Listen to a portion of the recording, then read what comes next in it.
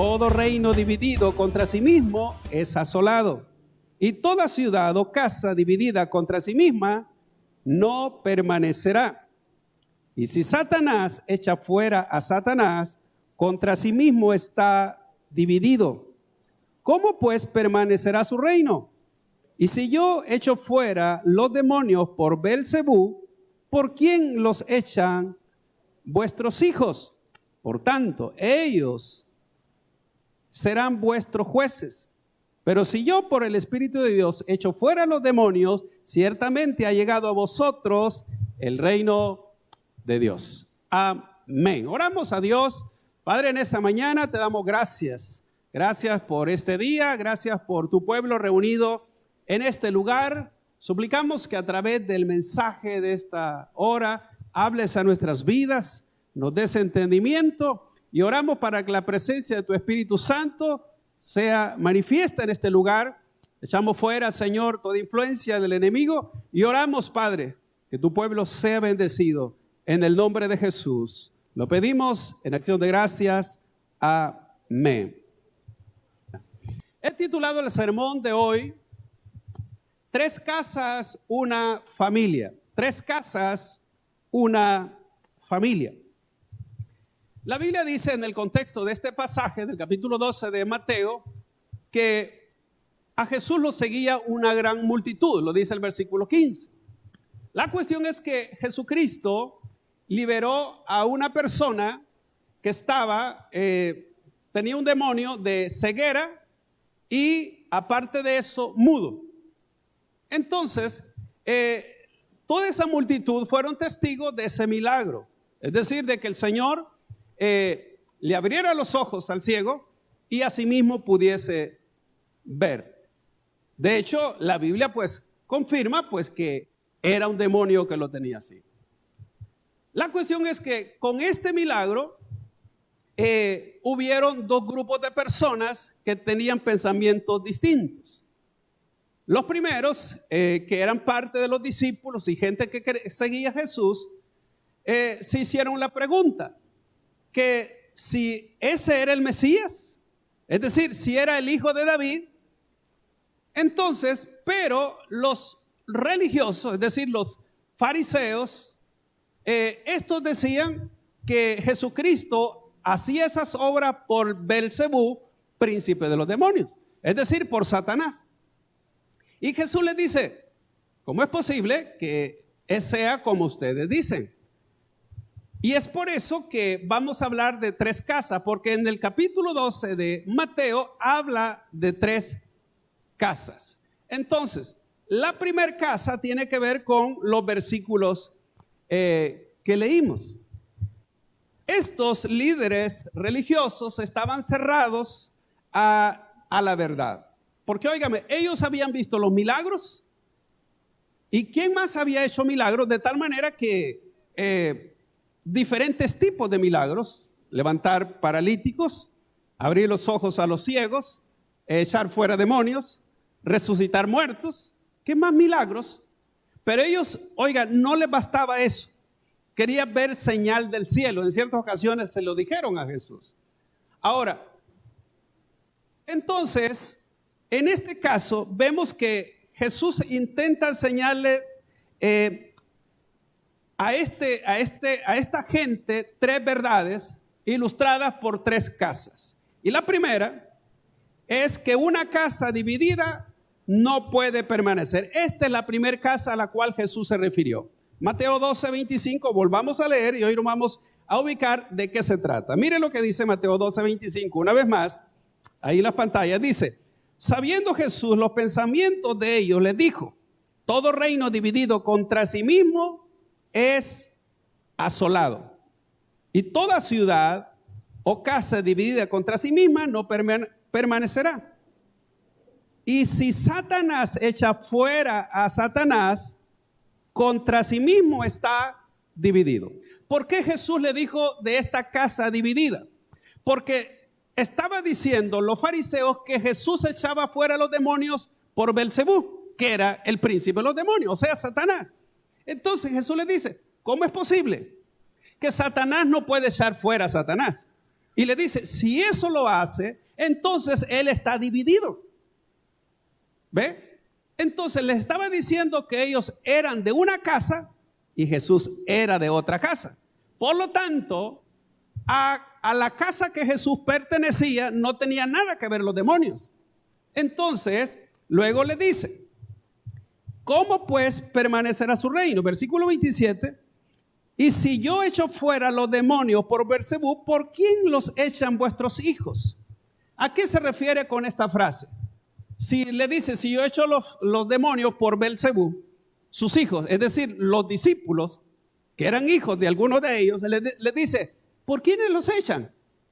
Porque los discípulos también echaban fuera demonios. Entonces le está diciendo, mire, por tanto ellos serán vuestros jueces. Es decir, ellos los van a juzgar a ustedes por lo que están diciendo. Versículo 28. Pero si yo por el Espíritu de Dios echo fuera los demonios, ciertamente ha llegado a vosotros el reino de Dios. Entonces claramente Jesús les dice, señores, ustedes están en la casa equivocada. Ve, yo he venido en verdad y he hecho fuera los demonios por el Espíritu Santo. Eso daba a entender en verdad que Jesucristo sí era quien decía que era, el Hijo de Dios o el Mesías. De tal manera que por el poder del Espíritu Santo Jesús echaba fuera los demonios. Mientras que los fariseos pensaban que era por Satanás. Entonces, claramente estaba que una casa que está dividida no puede permanecer. Y eso precisamente es aún en la realidad. Una casa, por ejemplo, un hogar donde haya división no puede permanecer por mucho tiempo. Y es importante entonces que las familias, por ejemplo, estén unidas. Porque donde hay división significa que Satanás se ha metido. Y eso a veces uno es el que permite que hayan divisiones en los hogares. ¿Ve? Uno agarra para un lado, otro para otro, y al final, pues esa casa, como dice, no va a permanecer. Entonces, podemos ver aquí que los fariseos luchaban contra Jesús. Por tanto, Jesús les dijo que estaban en la casa equivocada, no estaban en la casa de Jesús. Y aquí tenemos que tener en cuenta algunas palabras fuertes que Jesús le dijo en el versículo 30. Véalo, nos adelantamos al versículo 30. Miren lo que le dice. El que no es conmigo, contra mí es. Y el que conmigo no recoge, desparrama. ¿Qué Jesús le estaba diciendo acá? Que hay personas que están a favor de él y hay personas que están en su contra. Entonces, note, si alguien está a favor de Jesús, de hecho, con él recoge, es decir, está unido a Jesús. El Señor estaba indicando aquí que él estaba en la casa de Dios y mientras ellos estaban en la casa de Satanás, y nadie puede estar en dos casas al mismo tiempo. Es decir, o es de la luz o es de las tinieblas, o sigue a Jesús o sigue a Satanás. Entonces Jesús les habló claramente de qué lado ellos estaban. Jesús les indicó que tendrían que escoger a qué casa servir o en qué casa vivir. Cada persona en verdad sabe que pertenece a una casa. Entonces, aquí podemos ver que Jesucristo dividió a las personas en dos grupos. A los que están al lado de Jesús y los que están en contra de él. Eso es lo que dijo en el versículo 30. Una persona tiene que elegir o estar de parte de Cristo o estar en contra de él. Definitivamente, no hay unión, amados, entre la luz y las tinieblas. No puede haber unión. Jesús divide entonces a las personas así. Y quiero que veamos un pasaje de Marcos 9:38. Marcos 9:38. Mire lo que dice acá. Juan le respondió diciendo: Maestro, hemos visto a uno que en tu nombre echaba fuera demonios, pero él no nos sigue y se lo prohibimos porque no nos seguía. Pero Jesús dijo: no se lo prohibáis, porque ninguno hay que haga milagro en mi nombre que luego pueda decir mal de mí. Porque el que no es contra nosotros, por nosotros es. Entonces, vea usted que había cierta persona que no andaba con Jesús ni con los discípulos. Y cuando ven que cuando ven estas personas que también echaban fuera demonios, dijeron, ¿cómo es posible que este echa fuera demonios y no anda con nosotros? Y por ello los discípulos se lo prohibieron. Ellos tenían autoridad. Recuerda que Jesús les había dado autoridad. Entonces Jesús les dice, mire, no se lo prohíban. ¿Por qué? Porque si esta persona, aunque no me siga, es con nosotros, ¿ve? Si estaba diciendo que estaba a favor de Jesús. Ahora, la pregunta es, toda aquella persona que en nombre de Jesús echa fuera demonios, ora por los enfermos o hace algún milagro, ¿es de Jesús? Ahora, fíjese bien, alguien puede estar a favor de Jesús, pero no ser de Jesús. Y quiero que vea este pasaje de Mateo 7:21. Mateo 7:21 al 23. Mire lo que dice acá. No todo el que me dice Señor, Señor, entrará en el reino de los cielos, sino el que hace la voluntad de mi Padre que está en los cielos. Ahora, ponga atención acá. Dice, no todo el que me dice Señor, Señor. Ahora, ¿cuánta persona le dice a Jesús Señor? Cualquier religioso le dice a Jesús Señor. Cualquier persona que incluso no ha rendido su vida a Cristo, llama a Jesús Señor. Y él pone claramente, y esto es una verdad, no todo el que me dice Señor, Señor, entrará al reino de los cielos. ¿Quiénes entonces son los que van a entrar? Los que hacen la voluntad del Padre que está en el cielo. Ahora, sigamos en el versículo 22. Muchos me dirán en aquel día. ¿Cuál día? Cuando tengan que entregar cuentas a Dios o cuando sean llamados para la eternidad. Mire lo que dice. Después de la resurrección será eso. Señor, Señor, ¿no profetizamos en tu nombre? Oiga, y en tu nombre echamos fuera demonios, y en tu nombre hicimos muchos milagros. Oiga, 3 obras. Profetizar en su nombre, echar fuera demonios y hacer milagros. Entonces, alguien que hace obras en el nombre de Jesús, ¿será que va al cielo por hacer obras? Fíjese. Note que ellos hablaban de 3 cosas que hicieron. Pero mire el 23. Y entonces les declararé, nunca os conocí, apartados de mí, hacedores de maldad. ¿Cómo es posible entonces que alguien que sirvió a Dios, alguien que predicó, alguien que incluso hizo milagros, no va a pasar con Jesús por la eternidad? ¿Cómo concuerda eso? Si está a favor de Jesús. Ahora, recuerde que una persona se conoce por el fruto de su carácter, pero no podemos saber si una persona es seguidora de Cristo solo por las obras. Por lo tanto, no podemos estar seguros de que este desconocido que habla Marcos es alguien, un verdadero discípulo de Jesús. Algunos pueden ayudar a la cosecha. Algunos pueden hablar incluso la palabra de Dios y estar perdidos o irse al infierno. Algunos no están en contra de Cristo, como lo vemos en este caso. Ellos parecen estar a su lado, pero interiormente no son de Jesús. Es decir, que alguien en apariencia, uno puede pensar que es un cristiano, pero interiormente no están sometidos a Jesús. Siguen sus propios caminos o tienen su propia doctrina. Algunos no están en contra de Jesús, pero ellos en verdad no están en la voluntad de Dios, porque el texto dice, todo aquel que hace la voluntad de mi Padre que está en los cielos. Fíjese bien, el Señor no acepta el segundo lugar. Es decir, Él quiere siempre el primer lugar de todos aquellos que le llaman a Él Señor. Es decir, Dios nos llama para que nosotros tengamos a Jesucristo o a Dios en nuestro primer lugar. La casa de Dios no está dividida. Algunos de los que aparentemente están de parte de Cristo, interiormente están en su contra. ¿Por qué? Porque no lo obedecen. son como la parábola de la cizaña. ¿Se acuerda usted la parábola de la cizaña en Mateo 13? Que dice que la cizaña crece muchas veces juntamente con el trigo. Pero al final, a la hora de cosechar, el trigo va a ir en graneros y la cizaña va a ser echada en el fuego.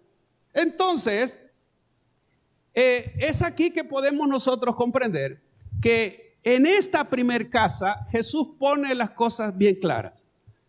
No solo es el hecho de tener una profesión, sino de saber si estamos en la voluntad de Dios. Cualquier persona puede decir que es un hijo de Dios, pero no hace lo que Dios dice. Entonces la pregunta que nos podemos hacer nosotros: ¿yo hago lo que Dios dice o llevo mi propia vida? Es decir, yo profeso, pero al final de cuentas, Jesús no gobierna mi vida. ¿Es Jesús nuestro Señor? Cuando Jesús es nuestro Señor, nosotros obedecemos a lo que Él nos dice. En cierta ocasión, dos políticos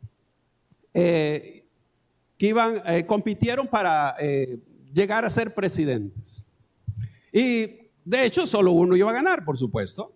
Y cuando este que ganó, le dice al segundo: mira, yo te puedo dar un puesto, claro, menos, más abajo que él, ¿verdad? Pero el segundo dijo: no, si no soy presidente no puedo tomar otro puesto en el gobierno.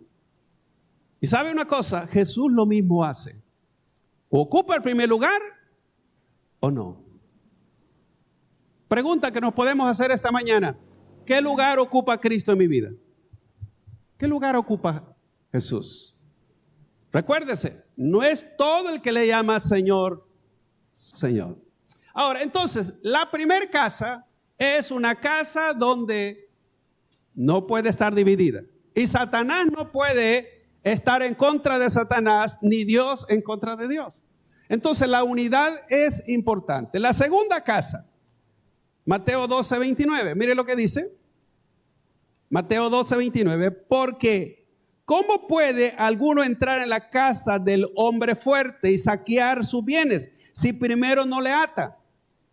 Y entonces podrá saquear su casa. Ahora, ¿de qué se trata esta segunda casa? Que una casa, según dijo Jesús, es lo suficientemente grande para un hombre fuerte. ¿De qué se trata? Recuérdense, Jesús había liberado a un endemoniado que era ciego y mudo. Entonces, cuando está diciendo Jesús de esta segunda casa, Él hace referencia precisamente que los demonios, óigame bien, habitan en personas. Los demonios no es que andan así en el aire, aunque pueden hacerlo, pero los demonios les gusta habitar en casas. Y tenemos ejemplos en la Biblia precisamente. Encontramos de hecho varios de estos casos que mencionamos. Uno de estos pues es el endemoniado gadareno, que lo encontramos en Mateo capítulo 8. Que cuando Jesús llegó a la tierra de Gadara, vino este endemoniado y se postró delante de Jesús. Y cuando Jesús le pregunta cómo se llamaba, le dijo: Legión me llamo, porque somos muchos. Una legión romana contaba pues desde los 4,200 a 6,000 hombres. Entonces este hombre tenía muchos demonios viviendo en él. Alguien puede decir: ¿cómo puede vivir los demonios? Porque los demonios no ocupan un espacio físico, porque son espíritus. Es decir, no puede decir, mire, que ¿cómo era posible que una sola persona tuviese tantos demonios? Entonces, esta persona estaba poseída. Ahora, al hablar de la persona que Jesús liberó, eso está en el contexto, por supuesto, del capítulo 12 de Mateo, vemos que este hombre estaba ciego, le dije, y mudo. ¿Y quién era el hombre fuerte que estaba en esa casa? Es decir, en esa persona. Un demonio. Pero cuando Jesús llega, lo ata y lo libera. Por eso es que dice, fíjese, Porque ¿cómo puede alguno entrar en la casa del hombre fuerte y sacar sus bienes si primero no le ata? Y entonces podrá sacar su casa. Quiere decir que Jesús viene, ata al hombre fuerte, es decir, ese demonio, y lo echa de esa casa y pudo liberar esa casa. Es decir, a partir de ahí ese hombre pudo ver y, por supuesto, pudo hablar. ¿Quién? ¿Por qué? Porque vino un hombre más fuerte y ese es Jesús y ató a ese demonio. Entonces, aquí podemos notar que algunas personas son poseídas por demonios y que viven dentro de esa persona porque por situaciones diversas, por supuesto, los demonios vienen a morar en la vida de las personas. Pero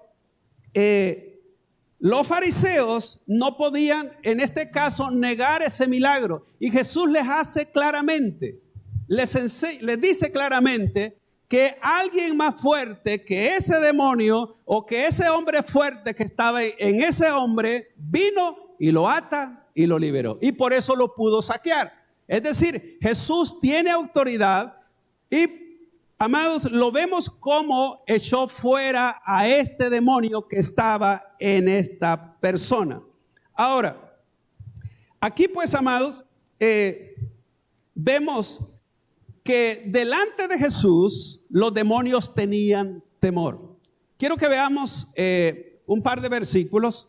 Uno está en Mateo 8:29, hablando del Gadareno, Mateo 8:29. Mire lo que dice.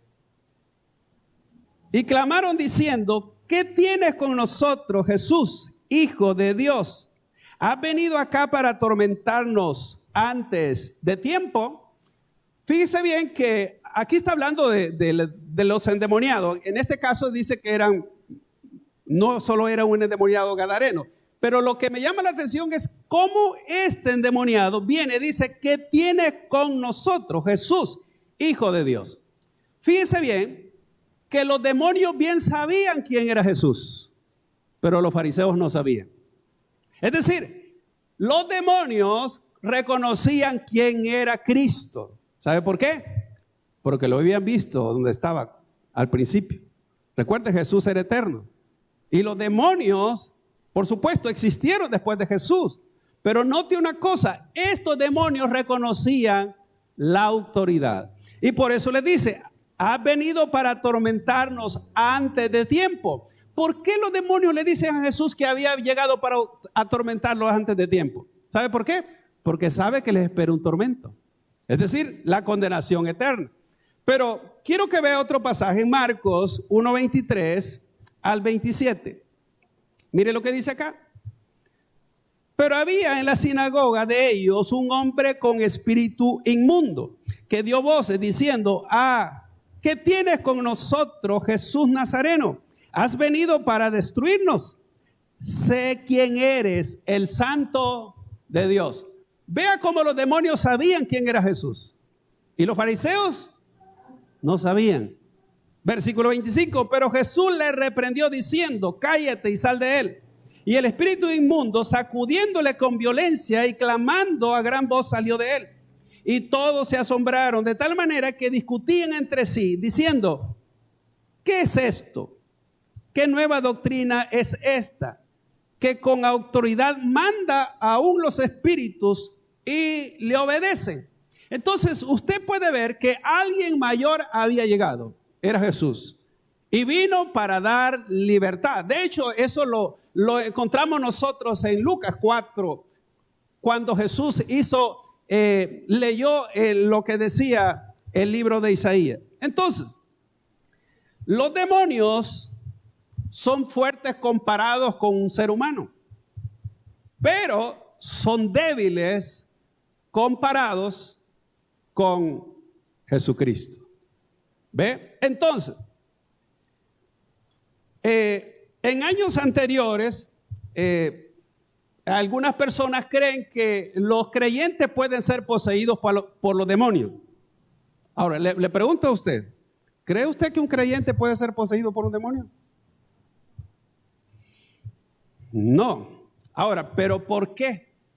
¿Por qué un creyente no puede ser poseído por demonios? Primero, amado, fíjese bien, tenemos que tener claro que nosotros somos templo del Espíritu Santo. ¿Cuántos lo creen? Bueno, gloria a Dios por los 7 amenes. Pero fíjese bien, la Biblia nos enseña claramente que si el Señor vive en nosotros, el hombre fuerte que está ahí es Jesucristo. Pero hay 3 razones que le quiero mencionar. Primero, el hombre fuerte dentro de nosotros es demasiado fuerte como para ser atado. Es decir, si hablamos de Jesús, Jesús es demasiado fuerte que un demonio no tiene autoridad sobre Jesús. Mire lo que dice Primera de Juan 4:4. Hijitos, vosotros sois de Dios y los habéis vencido, porque mayor es el que está en vosotros que el que está en el mundo. ¿Cuántos creen que Jesucristo vive en sus corazones? Ahora fíjese bien, entonces quiere decir que dentro de nosotros el hombre fuerte es Jesucristo. El Espíritu Santo es el que mora dentro de nosotros. Y si mora ahí, ahí también mora el Padre y mora el Espíritu Santo. De hecho, así lo dice la Escritura. Entonces, lo primero es eso. Lo segundo es que ningún demonio puede vivir en la presencia de Cristo. ¿Por qué? Es decir, si Jesús mora en nuestros corazones, no puede llegar un demonio a vivir ahí. No puede. ¿Por qué? Porque la casa estaría dividida. Entonces, o mora Cristo o mora un demonio en la vida de una persona.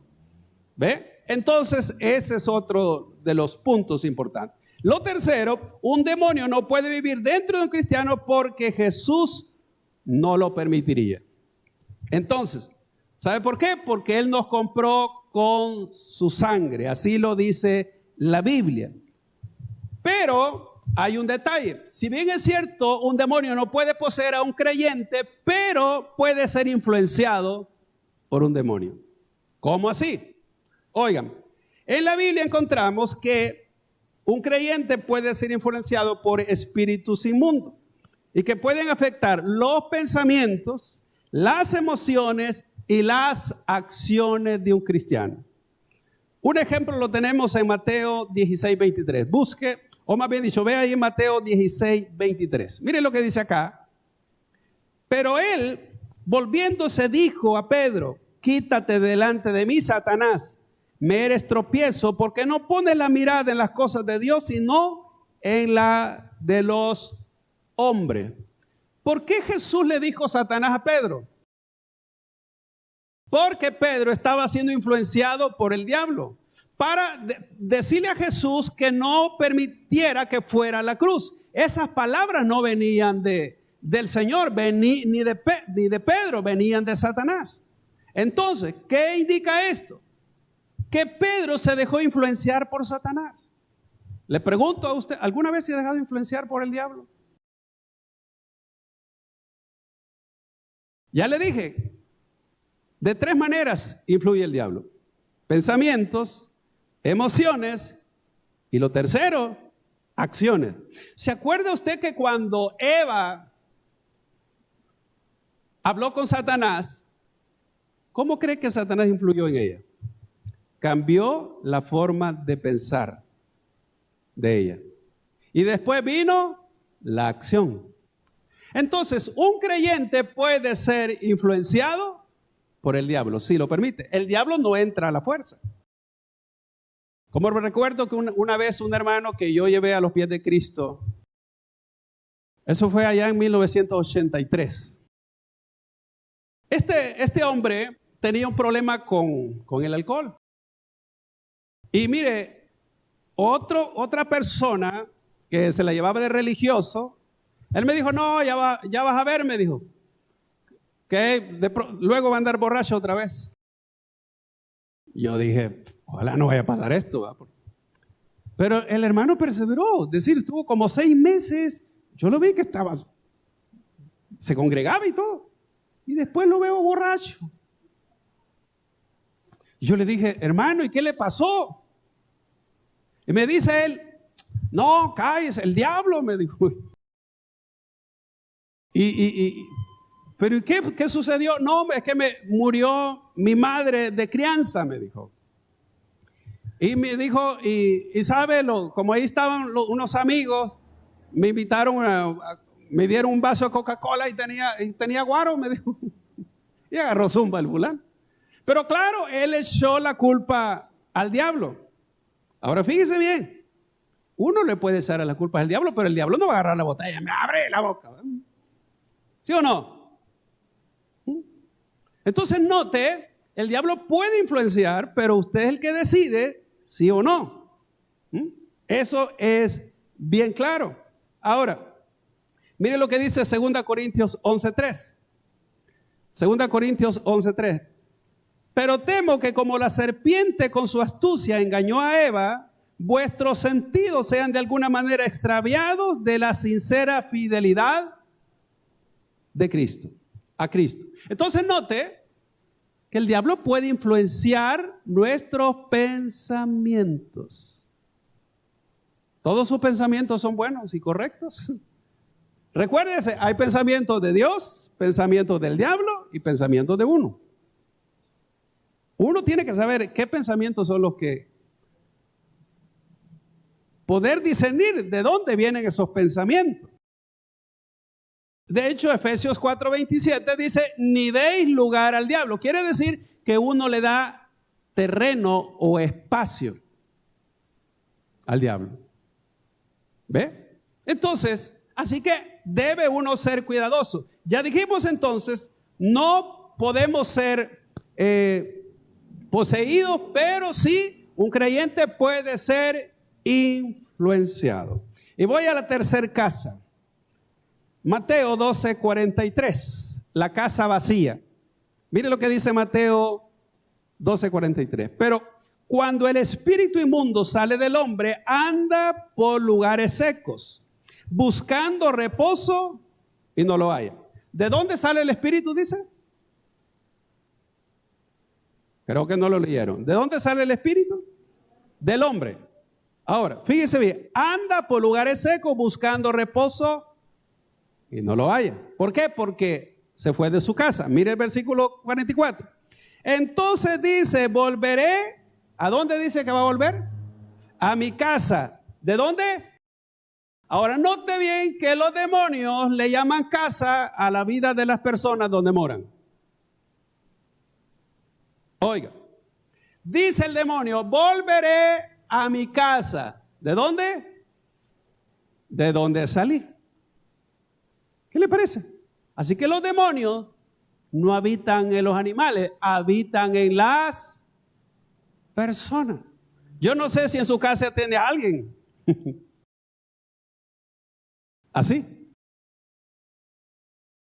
Tal vez duerme al lado suyo. Ahora, fíjese bien. Mire lo que dice. Y luego dice, y cuando llega la halla desocupada, barrida y adornada. Ahora, ¿cómo es posible que este demonio salió, pero después que regresa, dice que la halla la casa? Oiga, barrida, desocupada y ordenada. Y es que, amados, hay personas, óigame bien, que pueden incluso venir a la iglesia, pueden estar un tiempo en los caminos de Dios, a lo mejor se regeneraron, pero no es que hayan tenido un verdadero encuentro con Cristo. Es decir, es personas que a lo mejor les gustaba el evangelio, y como el diablo no puede habitar donde está Dios, claro, entonces deja libre a esta persona. Se reformó esta persona. Incluso a lo mejor hasta sirvió en una iglesia o estuvo por un tiempo en una iglesia. El problema es que la persona descuide esa casa. Recuérdese que el Espíritu Santo viene a morar en el corazón de la persona. Y eso indica que el creyente debe estar siempre pendiente de esa casa. Porque ¿quiénes de los que están aquí que tienen su casa, acaso no la cuidan? Usted, ¿cada cuánto barre y hace limpieza? ¿Cada mes?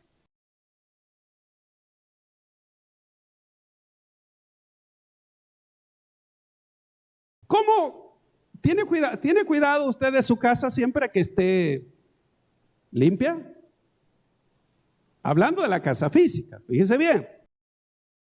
Entonces, un creyente que dice que es un hijo de Dios no puede descuidar esa casa espiritual donde mora el Espíritu. ¿Por qué? Porque el Espíritu Santo no puede habitar en una casa descuidada. Quiere decir que un creyente tiene que estar pendiente de esa casa espiritual y que esté, por supuesto, no solo desocupada, no solo ordenada, pero que esté llena. ¿Y quién la llena? Es el Espíritu Santo. Ahora bien, si usted descuida la casa, es probable que el Espíritu Santo se tenga que ir. ¿Por qué? Porque el Espíritu Santo no va a habitar en una casa que esté descuidada.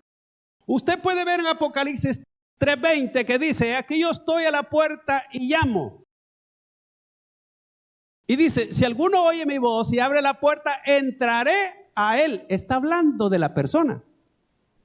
¿De qué está diciendo ahí? ¿A qué se refiere? Que el Señor ya no estaba en esa iglesia.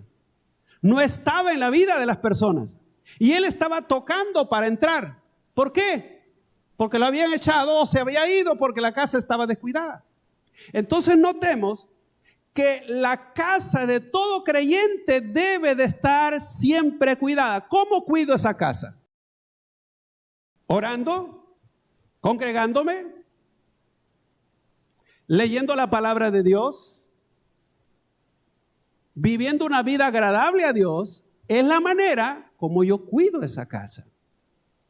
Porque de lo contrario, esa casa puede estar vacía. Y si está vacía, corre peligro. ¿Por qué?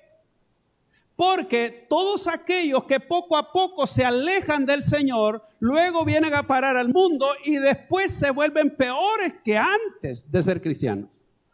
¿Por qué?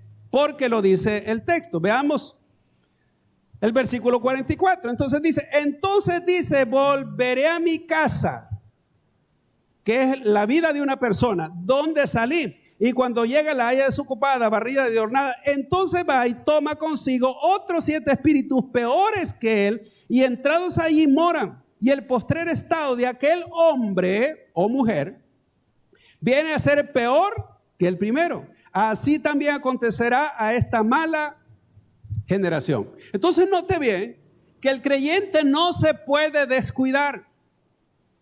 Porque entonces es como que usted descuide su casa física donde vive. No se puede descuidar. ¿Cómo estará su casa si durante un mes usted no barre, no trapea, no lava su ropa? Esa casa olerá. ¿El aspecto cómo se verá? ¿Cómo está su casa espiritual?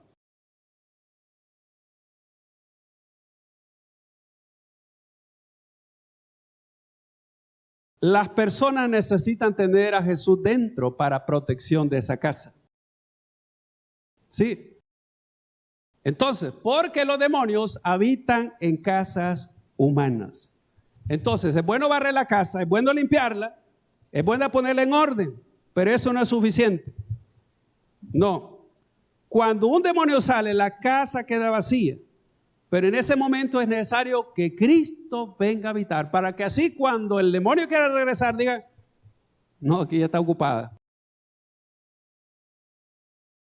Usted le daría lugar a usted compra una casa y el que vivía ahí, en esa casa, era el ladrón o el mentiroso, ¿le daría usted lugar para que viva en esa casa? No puede. Solo puede vivir su familia. Termino. Entonces ya vimos 3 casas. Lo último, vamos a la familia.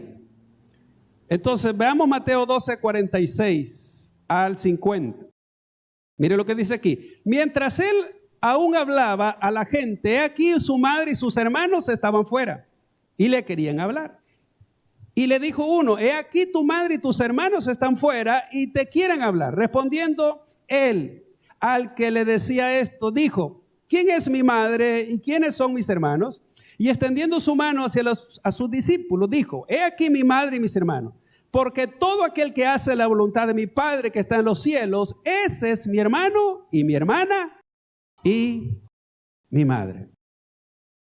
Ahora bien, el sermón se llama 3 casas, una familia. Ya vimos las 3 casas. Hoy vamos a ver la familia. Ahora note, siempre en el capítulo 12 de Mateo, Jesús tuvo varios hermanos o medios hermanos, porque esos medios hermanos eran hijos de José y María. De hecho, aquí lo dice en otro pasaje. Ahora bien, ¿en qué momento vinieron estas personas a buscar a Jesús? Eso está, lo confirma, siempre está desde el capítulo 12, pero veamos lo que dice Marcos 3, 20 y 21. Miren lo que dice acá. Marcos 3, 20 y 21. Y se agolpó de nuevo la gente, de modo que ellos ni aún podían comer pan. Óigame, la gente, tanta gente que seguía a Jesús y a los discípulos, que llegó un momento que ni siquiera podían comer. Versículo 21. Cuando lo oyeron los suyos, vinieron para prenderle.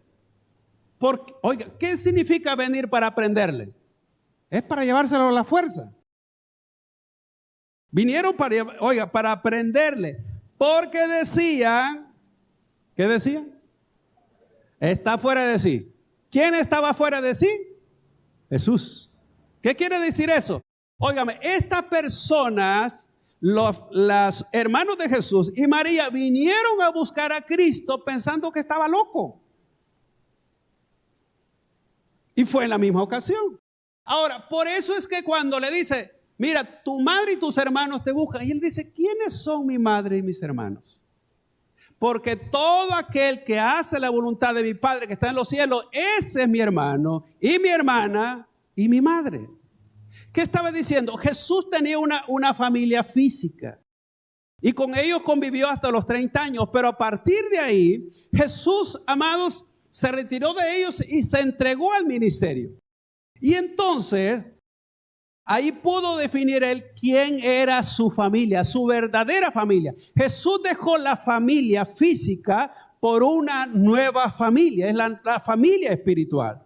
Entonces, quiere decir que todo creyente, también a partir de que usted recibe a Jesucristo, usted también recibe una nueva familia. Tiene como nuevos hermanos, nuevas hermanas, y como que encuentra nuevas madres, etcétera, etcétera. A eso se refiere Jesús. Pero dice es todo aquel que hace la voluntad del Señor. Entonces, vivir para Cristo nos relaciona con Dios. Y óigame, ¿cómo entramos a esta familia? Por la fe. De hecho, por eso que todos los que estamos aquí hemos sido lavados con la misma sangre y tenemos a un mismo Padre que Dios. ¿Ve? Entonces eso nos hace una familia. Ahora, quiero que vea este texto de Marcos 10:28, Marcos 10:28 al 31. Entonces Pedro comenzó a decirle, he aquí nosotros lo hemos dejado todo y te hemos seguido. Respondió Jesús y dijo, de cierto os digo, que no hay ninguno que haya dejado, oiga, casa, o hermanos, o hermanas, o padre, o madre, o mujer, o hijos, o tierras, por causa de mí y del evangelio, que no reciba 100 veces más ahora en este tiempo. Casas, hermanos, hermanas, madres, hijos y tierras, con persecuciones y en el siglo venidero la vida eterna. Pero muchos primeros serán postreros y los postreros primero. Ahora, ¿a qué se refirió Jesús? Acá. Es que hay un cambio. Si bien es cierto que uno dice recibe hermanos, hermanas, madres y todo eso, no es tanto, o casas, es que todo aquel que ya no tenía su casa encontraba casas, familias, es decir, familias que los recibían. No es que si alguien dejó una casa le iban a dar 2 o 3 casas. No, es que se le abrían las puertas para nuevos hermanos, nuevas casas donde iban a ser recibidos, nueva familia. A eso se está refiriendo Jesús. Entonces, Concluyo, un creyente tendrá a muchos como una madre o como familias cuando hacemos nosotros la voluntad de Dios. Entonces, quiero concluir este sermón. Hemos hablado entonces de 3 casas y una familia. Fíjese, la casa dividida no puede permanecer. Y esto habla incluso hasta en las iglesias locales. En una iglesia local no puede haber división, porque si hay división o si hay 2 pensamientos, división habla de doble visión. Entonces, por eso ni en las iglesias locales deben haber divisiones, ni en los hogares debe de haber divisiones. ¿Por qué? Porque entonces es Satanás el que se mete y divide. Entonces debe de haber una unidad. También una casa es solo lo suficientemente grande para un hombre fuerte. Y si Cristo nos liberó a nosotros y Él vino a morar en nuestros corazones, entonces el hombre fuerte que mora en nosotros es el Espíritu Santo. Y eso significa que Satanás no tiene ninguna autoridad ni puede estar dentro de usted. Y lo tercero, una casa vacía es una casa peligrosa. Por lo tanto, todo creyente debe de estar atentos de cuidar su casa, su templo del Espíritu. Usted no puede ser una persona descuidada, que deja de congregar, deja de orar, deja de leer la palabra, porque entonces usted está descuidando esa casa. Y el Señor no puede estar a la fuerza en una casa donde no es bienvenido. ¿Ve? Entonces, por eso el creyente debe de vigilar su vida espiritual. ¿Ve? Eso es muy importante. Y luego, la familia de Dios incluye a todos los que hacen la voluntad de Él. No solo se trata de ir a una iglesia. Dijo Él, que los que hacen la voluntad del Padre, dijo, Él es mi hermano, mi hermana y mi madre. Entonces, la pregunta que nos debemos hacer esta mañana, ¿yo hago la voluntad de Dios? ¿O hago lo que yo quiero? ¿Jesús mora en mi corazón? ¿Estoy sometido a Él?